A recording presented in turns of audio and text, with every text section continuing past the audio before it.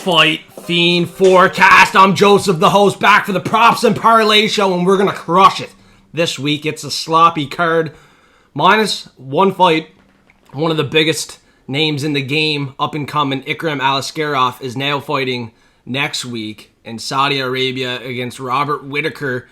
A much better matchup for him. He was a 7-1 favorite against Antonio Ciccoli, who was going to get chopped up like a vegetable for sure. At least now we got 12 fights. It's going to go through quick. If you haven't watched the full card predictions, I would advise you to, because I went through a 50-minute prediction show with my recap from last week. Last week we had a pretty good card, although it was very tough to forecast and stuff like that. We still managed to hit our lock of the week at plus 250. And that's where we're going to start this show, the Props and Parlay show. I have the locks, I have the dogs, and we're going to make a parlay. Parfait. We're going to lock in and take two locks this week. I'm not taking two favorites. That would be really lame. Just taking two favorites that are expected to win. So guess what? I got another underdog of the week as a lock. But you can call it a dog of the week. You can call it a cat of the week. Meow. Because this girl went from plus 200 to plus 130. My confidence went from high to extremely fucking high. Now, her striking output is extremely high. She's fighting a girl with extremely low striking output. I don't see how she loses this fight. The money coming in is absolutely correct. Now, I got Carly Judas, lock of the week. And if you disagree, that's completely fine. But the women's fighters last week went 3 for 3. All three won by split decision as well. Now, the cat of the week, she was a high confidence pick for me at plus 200. On that early show, which I told you to go back and watch, I showed you my confidence. Now, unfortunately, I was late taking her as a lock of the week. I would have took her at plus 200, but I'm locking her in at plus 130, plus 140, something like that. It is what it is. I was a little late trusting my initial instinct, but I'm jumping on now, making it a lock of the week. Now, Carly Judas is not afraid to mix it up to get what she wants. She went 0 for 4 on takedowns in her Dana White Contender Series fight, but had 3 minutes control time. Now, Gabrielle was taken down 3 times on 10 attempts in her last fight and was controlled for 10 minutes. So Carly Judas, I think she can get a takedown, and I think she can get some control. Although she has over 150 strikes in her last fight compared to Gabriel Fernandez's 20 landed out of 40. So that's pathetic. That's why the money's coming in heavy. Carly Judas, the cat of the week, is getting it done. Meow. Now, another reason why she is an absolute lock, she turned down a scholarship at McNeese State for softball to focus and train MMA. She had the chance at Dana White Contender Series at 3-0, which is kind of unusual. You don't usually see fighters at 3-0 getting their chance at the Contender Series, but Dana seen something he liked. She is a very good fighter. She has a wicked punch as well. Being a softball pitcher and knowing how to throw the softball, I'm not sure if she was the pitcher, but she can throw a goddamn ball. She was offered that scholarship for softball, so she can obviously throw a wicked punch, and she's super high volume. That's going to help. But so Dana seen something he liked last year in the Contender Series in a split decision loss where she looked pretty good, and he's given her a second chance Saturday night. In my opinion, she is a guarantee to win, and she will finally get what she wants. A UFC contract, and that is going to come with getting a win inside of the UFC. This is definitely a winnable matchup for her. The money coming in explains that. I'm locking her in. Pooja Tamar was plus 250. So now I have to make another plus 250 play. So I got to take one favorite now that the money's coming in so heavy on Carly Judas. And this is what I got for the second lock here. The main event fight. This is a little risky because we've seen so many favorites come through in the main event. I understand that. But with a calculated approach, we should be able to repeat this plus 250 lock of the week play. Currently undefeated. Currently on a ladder of matchups that are winnable for him. Can you agree? He's getting handed winnable fight after winnable fight. He had a couple that were canceled and mixed up, and he was supposed to fight Joshua Van, but now he's fighting Alex Perez, which they're just trying to give him a more credible win, I guess. I can only call this up-and-coming title challenger a lock of the week. You might not think he's going to be a title challenger one day, but I certainly do. I have no doubt with his striking improvements on top of his grueling grappling game already, he's going to get his hand raised in this fight. Now, it's great to see Alex Perez active. You know, he wasn't that active a couple years ago, but now, like, especially right now, he's super active. He fought only 1 month ago, and then he fought 3 months ago. So I wouldn't be surprised if injuries start to flare up, injuries occur, cardio starts to fade. Taira has been training Hungary for 6 months now. He's 8 years younger. It's a matchup where Taira will have the gas to give Alex Perez one hell of a go on Saturday. I have to make him a lock of the week. I think they're pushing him for another win. It's like a leapfrog fight for him. Just a fight where he can get the win, look dominant, but maybe have a little bit of challenge along the way. But Perez should offer nothing too dangerous. I know he got a knockout in his last fight, but you know, he couldn't get the knockout against Muhammad Mokaev, a youngster. I feel like Taira can hold his own on the feet. His improvements will help him out a lot because previously on the feet he had some holes. It looks like he's working on that. His grueling grappling game, if he gets it to the ground, it could be over. Honestly, Perez has a lot of submission losses. He looked good against Mokaev. He survived, but you never know. Taira on the ground might be a little bit better than Muhammad Mokaev. We're going to find out. It's a great main event. But 12 fights on this card. We have to kind of pick and choose what are our favorite spots on this card. If these aren't your 2 favorite picks, that's completely fine. But I would advise you to take your 2 favorite picks, go heavy, and get paid, get rewarded, because it's a sloppy card. There's not going to be a ton of bets. There's not a ton of fights you can parlay up. So take the ones you're confident on and go heavy. Get paid, get rewarded. And now it's time for the dog of the week. I see this guy at plus 100. A dog is a dog. You don't have to, love it. You can take it. It's plus 100. It's an underdog. It's not a plus 250. It's not a plus 850 double lock underdog play.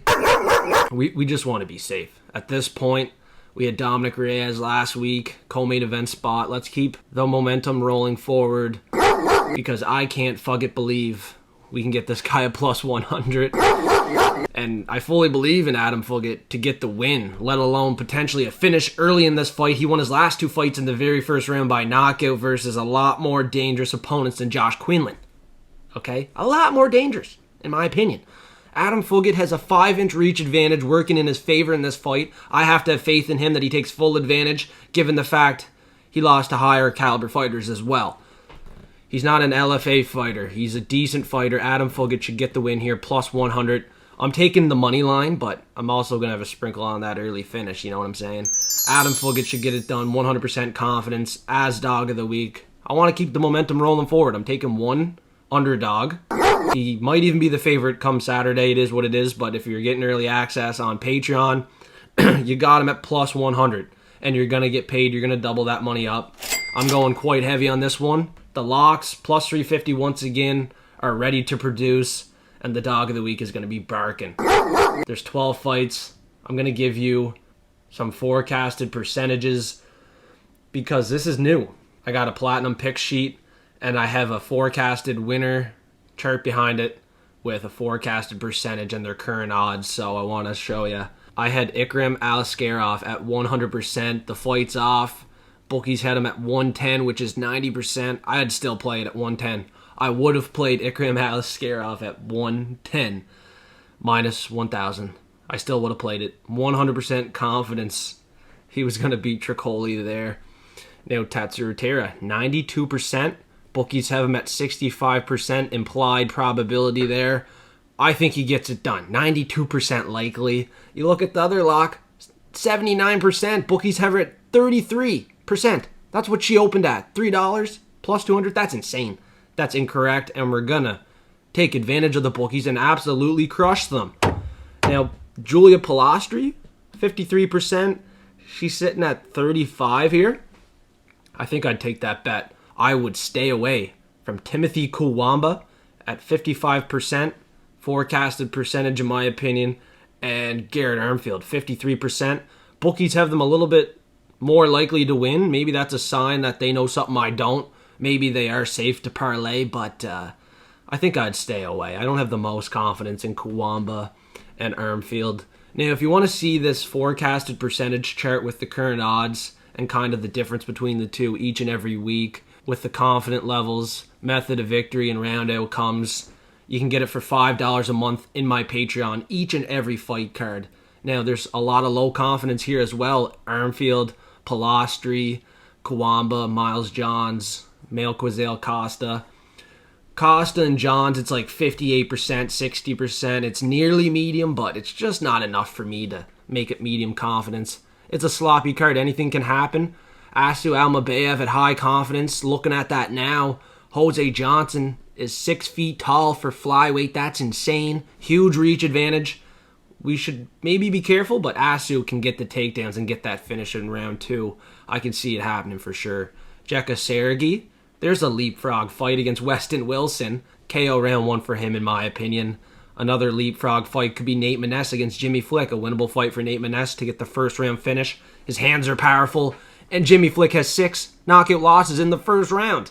Okay, you take a look at Tatsuro Taira. He could get the submission in the 4th. Maybe a decision. Maybe a quick submission. You never know. It's a high confidence pick on the money line. So there's lots of plays we can make. There's lots of plays we can stay away from. But nonetheless, through a sloppy card, we're going to succeed and make some money. That's what we're here to do. So let's make one parlay parfait to end the show. I don't have a forecast of the week right now. I know Frank Bush was commenting Asu by submission. Not sure if I'm going to go with that. There could be another one here in the comments already. I didn't check it out yet, but it will be in my Discord absolutely free. And I will have a bet on Patreon for the forecast of the week. And if you're on Instagram, TikTok, and Discord, I'm going to make a short video up for the forecast of the week and share my bet with everybody as well. So make sure to jump on all platforms, hit the follow button. I really appreciate it. I'm going to try to keep these locks hot. 10 in a row, that would be wicked. I have so much confidence. So much that we have to do a shoey or a pants beer or something. What do you think? 10 in a row. If I don't go 10 in a row, we're going to do... We're going to do something crazy. Got to do something wild. Something wild. If they don't hit. I expect them to. I shaved my head already. Can't do that. Done enough shoeys. And maybe a pants beer. Pants beers are pretty bad. Fuck, pants beers are bad. Pants beer? Pants beer. Pants beer, if the locks don't hit, fuck it. I'm doing it. I'm so confident that the locks hit. We're going to get paid. And hopefully this parlay parfait can pay out as well. I'm going to craft it up right here, right now, live on the show. We haven't done the parlay parfait in a while. And we've done some over and unders in the past. They've came close, so we can be safe this week. There's a lot of fights that we should stay away from so we can bet the overs, bet the unders, and make sure we get fucking paid here. Now, here we go. First fight here looks like Josephine Knutson, D's Nuts, against Julia Palastri. I'm going the overs. On this fight, I'm going fight to go the distance. It's going 15 minutes. Knutson is the favorite and won her last 5 fights by a decision. There is a chance Julia Palastri can get the submission at 10-1 here. But I'm going to take my chances and hope that doesn't hit. If it does hit, I should probably have a sprinkle bet on it because I have Julia Palastri, 2nd round submission on the Platinum Picks, if you've seen that. 10-1, that's worth a shot. If the dog wins, which I'm picking her to win, it's going to be by submission, which I'm picking the submission at 10-1. Okay. On the parlay, though, we take the fight to go the distance and cross our fingers. First fight, we could get fucked, but it's fine. It's totally fine. If it happens, you know I have the bet on Julia Palastri by submission. There's no way Knutson gets the KO or submission in this fight. There's no way. Her last 5 wins, all decisions, and they're not the highest caliber girls. Next up, Shaylin Nerdenbike, Malquizale Costa. I think this one's going the distance. It's 180 against 186. It's like 50-50 if it's going the distance. I'm going to take this fight to go the distance. Mayo Quazale Costa, Shaylin, whatever the fuck you say his name. That's a dumb name. Shaylin. I'm calling you Shaylin, buddy. Your fight's going the distance. For this 2-leg, we're already at plus 140. So, we're getting paid for 2 fights to go the distance. It doesn't even matter who fucking wins. Jekka Sergey, Weston Wilson. This fight isn't getting past the 5-minute mark. So, we're going under 1.5. 138. Alright, we're up to plus 230 on 3 legs, over and under. We might as well keep the over-under going. We got Carly Judas and Gabriel Fernandez next. I would say Carly Judas on the money line. 230 is still a smash play, but we can go the fight to go the distance. In this spot, I would say. She's probably going to go for a finish. You never know. Women's fights probably go the distance. We'll go over not over 1.5. We're going the fight to go the distance. Carly Judas, Gabriel Fernandez. I'm telling you right now, this is the lock of the week. Carly Judas. I'd play her on the money line if you want here. But I'm going over. I'm not going over. I'm going the fight to go the distance. Keep saying over 1.5. Under 1.5, though. Nate Maness, Jimmy Flick. Smash that on. It's the under over parlay. Parfait, baby. We got Tagir Ulanbekov, Joshua Van. I'd say we take the over 1.5. Play it safe. Tagir could get the finish by submission late in this fight. We're 10-1 on a 5-leg parlay parfait. Overs and unders only. Doesn't even matter who wins these fights, so I'm pretty happy with this so far. And we're putting a unit down. $25 is 1 unit for me. So 25 to 10, I'm looking at some decent return already. Let's keep it going with the parlay here. We got Josh Quinlan, Adam Fulgett next. This is one where I'd just leave off altogether, honestly. Because Fulgett, I think he can get the early finish. But if he doesn't, it goes late, he wins the decision. You know, it's up in the air. This is definitely one we have to leave off. We don't have to take each and every fight. Adam Fulgett money line is the dog of the week. So we don't need to put him in a parlay and ruin the parlay now. That would not be wise. Asu Almabayev, Jose Johnson. I mean, with that reach advantage for Jose, him at 6 feet at flyweight, Asu potentially getting a submission at any point in this fight. This is another one. Back to back, we're going to leave them off. But Garrett Armfield and Brady Hindstand, I see that one going 15 minutes, and it's 170 for the fight to go the distance. So let's tag that on. We got a 7-leg parlay at 17-1. We got Timothy Kawamba and Lucas Almeida next. I mean, this should go the distance. But Lucas Almeida likes to get finished, and he likes to get finishes.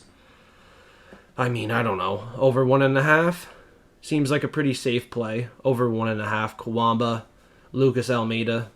Maybe there's a late second, third round finish in this fight, so over 1.5 should be safe. We got to take some risk on this parlay. Like, the over 1.5 on, I was going to say Ulanbekov and Van is risky, but not really. That's a little safe. We'll play it safe there. We'll play it safe with Kawamba, Lucas Almeida over 1.5. Josephine Nuts in the fight to go the distance. Carly Judas, Gabriel Fernandez, the fight to go the distance is a little sketchy. I do believe in the women's underdogs this week. There could be a finish. So we'll just cross our fingers and hope that the underdogs can win by a decision, not getting the finish win. Although we can hedge bet it, play the underdog women's inside the distance. But for this parlay, I mean, it's almost 30-1. It's going to pay big. We're going to need these underdogs to go the distance. Carly Judas and Julia Pilastri. They have a chance of a submission and potentially a knockout, but you know what I mean? We're going to play the fight to go the distance and hope for the best here. We got 2 fights left. Miles Johns, Douglas Silva, D'Andrade. And this fight should go the distance once again. I don't see anyone getting finished. Chapo Johns, he's not getting the finish. And Douglas Silva D'Andrade is losing his power. He's 38. He's slowing down. I think Miles Johns can win this by a decision. If not, Douglas Silva D'Andrade could squeeze it out. I doubt it. It's going 15, and we're playing the fight to go the distance. Alex Perez, Tatsuro, Taira, This would make it a 10-leg parlay. Now, you play the fight over 1.5. I feel like that's the safest route. I don't think Tatsuru will get a finish, or Alex Perez will get a knockout within the first round and a half. For sure not. It's going to go into the second, third round, and we'll cash over 1.5 here. So this 10-leg parlay, which has two risky plays in my opinion, the two girl fights to go the distance. It's going to pay 57 to 1. We really just need those two girl fights to go the distance. Male Quazale Costa to go the distance. Under 1.5 for Jekka Saragi, Weston Wilson. Under 1.5 for Jimmy Flick, Nate Maness. The fight to go the distance for Brady Hindstand, Garrett Armfield. Over 1.5, Timothy Kwamba, Lucas Almeida. The fight to go the distance for Douglas Silva, Deon Andrade, and Miles Johnson. Over 1.5 for Alex Perez, Tatsuro Taira. 10-leg parlay banger. 57 to 1. I said I would put a unit down, $25. Returns $1,400. Place bet. Let's get paid. The 10-leg parlay parfait is placed, and it's ready to produce. We're going to have some fun, and we're going to get paid at UFC Vegas 93. Cheers, everybody. Thanks for tuning in once again. Smash the like button. Suplex the subscribe button. I will be back for another show. This is not over.